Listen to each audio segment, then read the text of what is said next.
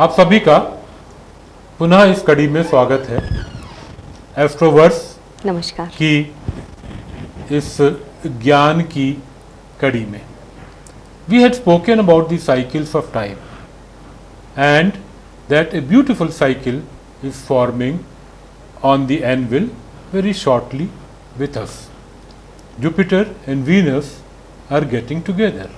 It is a sight to behold and probably the most happy and auspicious time for one and all. निशा जी, हमने अभी अपनी पिछली चर्चाओं में जितनी भी ब्रह्मांडीय ऊर्जाओं के बारे में बात की, हमने लर्निंग की बात की, उसी संदर्भ में अभी जो एक अत्यंत महत्वपूर्ण ब्रह्मांडीय घटना जो हो रही है उसके बारे में बात करना बहुत ज़रूरी और महत्वपूर्ण है। यह 1 मई 2022 को सुबह 2:44 पर गुरु और शुक्र दोनों ही क्लोज कंजंक्शन में एग्जैक्ट सेम लॉन्गिट्यूड पर और गुरु की स्वयं की मीन राशि में होंगे, जो कि 3 डिग्री 47 मिनट 43 सेकंड पर होगी। यह ब्रह्मांडीय घटना ज्योतिष के दृष्टिकोण से भी अत्यंत महत्वपूर्ण है, जो कि बहुत वर्षों के बाद होती है। स्वयं गुरु की मीन राशि में इस समय यह घटना हो रही है और बहुत ही पवित्र इसको ज्योतिषीय दृष्टिकोण से समझा जा रहा है। तो देवगुरु बृहस्पति के स्वामित्व की मीन राशि जीवन की संपूर्णता को दर्शाती है।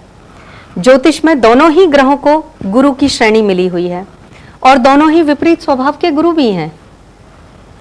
शुक्र असुर गुरु कहे जाते हैं, वह बृहस्पति देव सुरगुरु, सुरगुरु यानी देवगुरु, इंटेलेक्ट, ज्ञान, बोध व त्याग के कारक हैं सुरगुरु, जो प्रकृति के साथ एक रिदम में रहकर, प्रकृति में मिलकर, प्रकृति की शुभता के लिए और धर्म, दर्शन, ज्ञान, संतान या कोई नई रचना, आपदाओं से सुरक्षा प्रदान करने वाले एवं जो भी कुछ इस इकोसिस्टम में, इस ब्रह्मांड में स्थित है, उन सब की भलाई के लिए सुरगुरु बृहस्पति हमको ज्ञान देते हैं। मीन राशि देने की राशि है, त्याग की राशि है।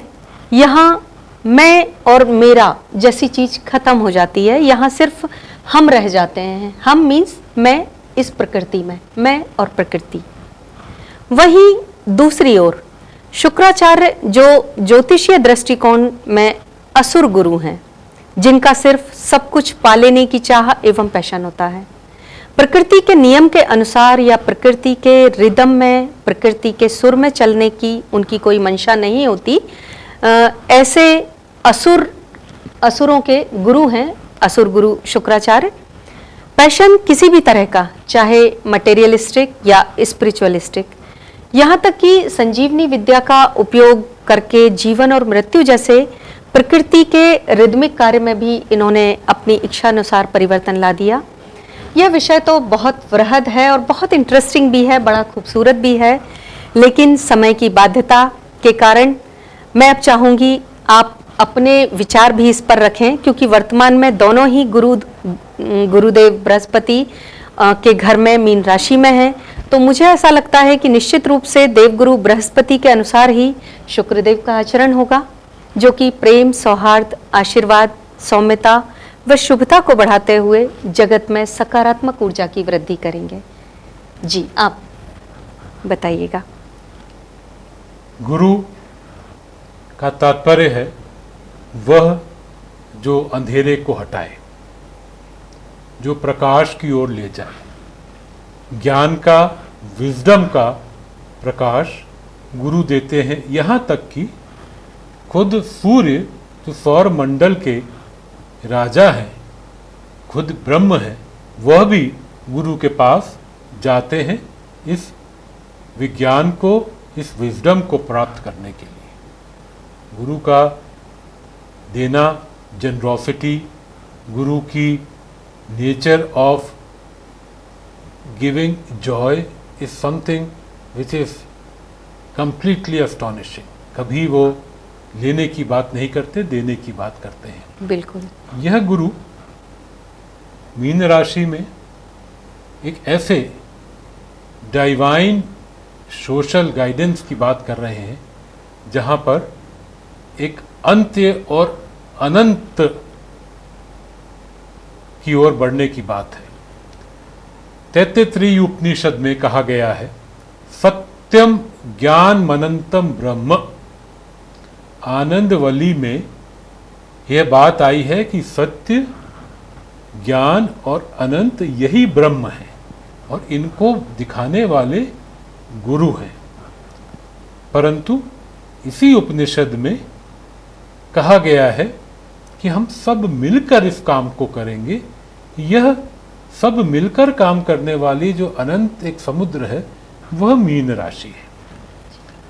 मैं थोड़ा सा और इस पे बोलना चाहूँगा कि उपनिषद में पंचकोश की बात कही गई है। मनुष्य के जीवन के पंचकोश हैं, जिनमें से अन्नमय कोश, प्राणमय कोश, मनोमय कोश, विज्ञानमय कोश और आनंदमय कोश माने गए हैं।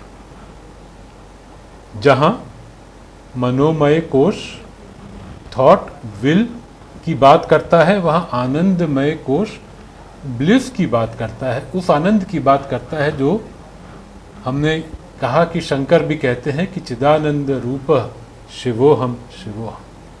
तो यह जो आनंद है यह गुरु की देन है, आकाश तत्व की देन है। गुरु आकाश तत्व है, गुरु की देन है, ध्वनि की देन है, प्रणव नाद की देन है, ओंकार की देन है। परंतु यह जो देन है ये हम आम व्यक्तियों को समझना थोड़ा कठिन है। बड़े बड़े ऋषियों मुनियों को भी इसको समझने में वर्षों लगे। कैसे समझें हम इस आनंद को, इस उल्लास को, इस उमंग को समझें कैसे? यहाँ शुक्र की बात आती है। The brightest star in the galaxy from earth, जो सबसे तेज चमकते हैं वह शुक्र, जो सौहार्द, हार्मनी, लव के प्रतीक है। वह शुक्र ह्यूमन एक्सप्रेशन के प्रतीक है। आपने देखा होगा कि भाषा और गद्य तो एक रैशनल थिंकिंग से आती है, परंतु जो नॉन वर्बल बात है, जो भी सौंदर्य प्रकृति में है और वह मनुष्य एक्सप्रेस करता है, अपने आप को बताता है, वह शुक्र देते हैं। चाहे वो नृत्य हो, संगीत हो, कविता हो, थिएटर हो, जो भी सुंदरता है उसको समझने का काम केवल शुक्र के जरिए ही हो सकता है। तो यह शुक्र गुरु द्वारा दिए गए उस आनंद को जब तक अनुभूत करके अभिव्यक्त नहीं करेंगे तो वो आनंद हमारे तक पहुंचेगा कैसे? जब तक हम, जैसे हम आदि शंकर की बात करते हैं, आदि शंकर ने उपनिषदों की व्याख्या की, परंतु वो जानते थे इस बात को कि हमारे जैसे तुच्छ मनुष्य उसको नहीं समझ पाएंगे। उन्होंने हमारे लिए सौंदर्य लहरी की रचना की। वो सौंदर्य लहरी जिसमें माँ का, फेमिनिन एनर्जी का, देवी का उल्लेख है तथा उनके सौंदर्य का वर्णन है। यही प्रकृति है और यह वर्णन पुरुष कर रहे हैं, जो पुरुष बदलते नहीं हैं। प्रकृति जो चिर दिन बदलती है, उसके सौंदर्य का बखान करके ही आदि शंकर ने हमको उस आनंद की ओर ले जाने का प्रयास किया। जी।